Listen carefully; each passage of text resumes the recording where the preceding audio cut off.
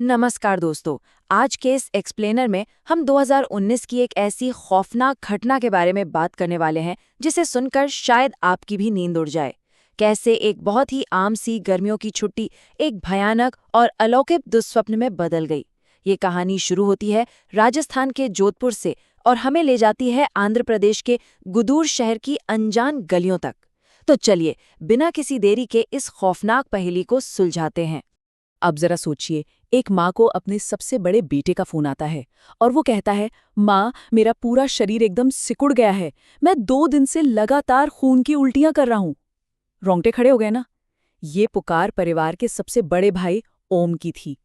और सबसे डरावनी बात ये थी कि ये कोई आम बीमारी नहीं थी, बल्कि किसी ऐसी अनदेखी ताकत का हमला था जिसे वो समझ ही नहीं पा रहे थे। तो यहाँ सबसे बड़ा सवाल ये उठता है कि आखिर ऐसा क्या हुआ जो ट्रिप भाइयों के मिलने जुलने और मौज मस्ती के लिए थी, वो अचानक से अपनी जान और मानसिक शांति बचाने की एक खौफनाक लड़ाई में कैसे बदल गई। आइए इस पूरी घटना को शुरुआत से समझते हैं और देखते हैं कि ये सिलसिला कैसे शुरू हुआ। शुरुआत बिल्कुल नॉर्मल थी। 2019 की गर्मियों की बात है। विनोद और प्रकाश राजस्थान के जोधपुर से निकलते हैं अपने बड़े भाई ओम से मिलने के लिए, जो आंध्र प्रदेश के गुदूर में रहता है। ओम वहां एक नई मिठाई की दुकान चलाता था। जब ये दोनों वहां पहुंचते हैं तो तीनों भाई एक 8 कमरों वाली किराए की बिल्डिंग में शिफ्ट हो जाते हैं। देखने में तो सब कुछ एकदम सामान्य लग रहा था, लेकिन वो बिल्डिंग अपने अंदर कुछ बहुत ही गहरे राज समेटे हुए थी। अब यहाँ दो बिल्कुल अलग माहौल हैं। एक तरफ है ओम की मिठाई की दुकान, जो वहां से करीब 150-200 मीटर दूर एक सुरक्षित और चहल पहल वाली जगह पर है। और दूसरी तरफ है वो पुराना घर जहां ये लोग रह रहे थे। 8 कमरों की इस बड़ी सी बिल्डिंग में सन्नाटा पसरा रहता था, क्योंकि सिर्फ 2 कमरों में ही लोग रहते थे। और सबसे डरावनी बात, ये बिल्डिंग बिल्कुल एक कब्रिस्तान से सटी हुई थी। मौत का ये साया ही आगे चलकर उनके लिए सबसे बड़ी मुसीबत बनने वाला था। चलिए आगे बढ़ते हैं कमरा नंबर 8 की तरफ, जहां से इन खौफनाक घटनाओं की असली शुरुआत हुई और डर का साया गहराने लगा। सबसे दिलचस्प और डरावनी बात यह है कि कैसे ये सब महज एक वहम से शुरू होकर एक खौफनाक सच्चाई में बदल गया। सबसे पहले विनोद को शीशे में अपने ठीक पीछे एक भयानक सी इंसानी परछाई दिखाई देती है। फिर एक दिन छत पर उसे 25-30 साल का एक अनजान आदमी दिखता है जो तेलुगु में कुछ बड़बड़ा रहा होता है। और हद तो तब हो जाती है जब आधी रात को पास वाले कब्रिस्तान से चमगादड़ों का एक पूरा झुंड उन पर हमला कर देता है, जिससे घबराकर उन्हें छत से भागना पड़ता है। मतलब ये सब कोई इत्तेफाक नहीं था। इसी बीच एक ऐसा सच सामने आता है जिसने भाइयों की रातों की नींद उड़ा दी। ओम बताता है कि इस पूरी 8 कमरों की बिल्डिंग में सिर्फ 4 ही लोग रहते हैं, 3 वो भाई और एक उनका पड़ोसी अरविंद। तो फिर सवाल ये था कि वो छत पर तेलुगु में बात करने वाला आदमी कौन था। जाहिर सी बात है, वो कोई जीता जागता इंसान तो बिल्कुल नहीं था। इस पुराने घर में खौफ अपनी चरम सीमा पर तब पहुंचता है जब बाथरूम का दरवाजा अचानक अपने आप अंदर से लॉक हो जाता है। बहुत कोशिश करने के बाद भी वो टस से मस नहीं होता, और तभी अंदर से तेलुगु में एक बहुत ही भारी और भयानक आदमी की आवाज आने लगती है। जब वो दरवाजा अचानक खुलता है तो विनोद को एकदम से झुलसा देने वाली एक अजीब सी अलौकिक गर्मी महसूस होती है। इस घटना के बाद तो उनके पास वो घर छोड़कर भागने के अलावा कोई और रास्ता बचा ही नहीं था। अब आता है इस कहानी का दूसरा पड़ाव, एक नया घर। भाइयों ने सोचा कि जगह बदल लेंगे तो इन अनदेखे सायों से बच जाएंगे, लेकिन उन्हें नहीं पता था कि वो क्या मुसीबत मोल लेने वाले हैं। जगह बदलना इतना आसान थोड़ी ही था। जब प्रकाश पुराना घर छोड़ते वक्त बालकनी में अपना सामान पैक कर रहा था, तब वो बिल्कुल अकेला था।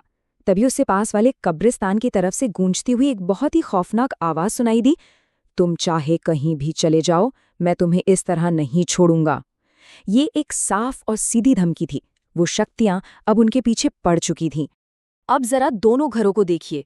पुराना घर तो वैसे भी कब्रिस्तान वाली शक्तियों और छत वाले उस रहस्यमयी साए से भरा हुआ था, लेकिन जो नया घर भाइयों ने लिया, जिसे वो सेफ समझ रहे थे, उसका भी अपना एक बहुत ही डार्क और अनसुलझा इतिहास था। पता चला कि ये नया घर पहले एक ऐसे पति पत्नी का था जो 2 साल पहले अचानक कहीं गायब हो गए थे और फिर कभी लौट कर नहीं आए। नए घर में शिफ्ट होने के बाद तो खौफ का मंजर और भी भयानक हो गया। पुराने और नए दोनों घरों के खतरे आपस में मिल गए। विनोद ने देखा कि पुराने घर की छत वाला आदमी अब पुरानी बालकनी से उसे लगातार घूर रहा है। फिर नए घर के ठीक सामने एक औरत दिखाई देती है जिसके बाल बिखरे हुए थे और सिर झुका हुआ था। और सबसे रोंगटे खड़े कर देने वाला दृश्य तब दिखा जब विनोद ने मुख्य सड़क पर एक आदमी को बस के नीचे बुरी तरह कुचले जाते देखा। लेकिन वहां मौजूद किसी और इंसान को वो बस और वो एक्सीडेंट दिखा ही नहीं। ये एक फैंटम बस थी। बात तब एकदम बेकाबू हो गई जब इन शक्तियों का असर सीधे बड़े भाई ओम पर दिखने लगा। रात के अंधेरे में ओम घर के बाहर अकेला बैठा मिला। उसका चेहरा पूरी तरह से बदल चुका था, एकदम अस्वाभाविक और खौफनाक लग रहा था। और वो अंधेरे में किसी ऐसी चीज से बातें कर रहा था जो बाकियों को दिखाई ही नहीं दे रही थी। इसके बाद ओम की तबीयत बहुत तेजी से बिगड़ने लगी और ये साफ हो गया कि वो किसी बाहरी शक्ति के कंट्रोल में जा रहा है। ओम की गिरती हुई सेहत को देखकर परिवार ने आखिरकार एक आध्यात्मिक रास्ता अपनाने का फैसला किया। और अब कहानी में एंट्री होती है उनके मामा जी की। यहाँ पर एक बहुत बड़ा राज खुलता है। आपने भी सोचा होगा कि विनोद और प्रकाश अब तक सेफ कैसे थे। मामा जी ने इसका कारण बताया। वो दोनों गले में एक पवित्र हनुमान लॉकेट पहनते थे। यही वो इकलौती चीज थी जिसने उन आत्माओं को डराने तो दिया, लेकिन शारीरिक रूप से उन दोनों पर हावी नहीं होने दिया। लेकिन किस्मत देखिए, ओम ने काम करते वक्त अपना लॉकेट कहीं खो दिया था और बस इसी वजह से वो बिना किसी सुरक्षा के सीधा उन शक्तियों के निशाने पर आ गया। तो चलिए देखते हैं कि मामा जी ने ओम को बचाया कैसे।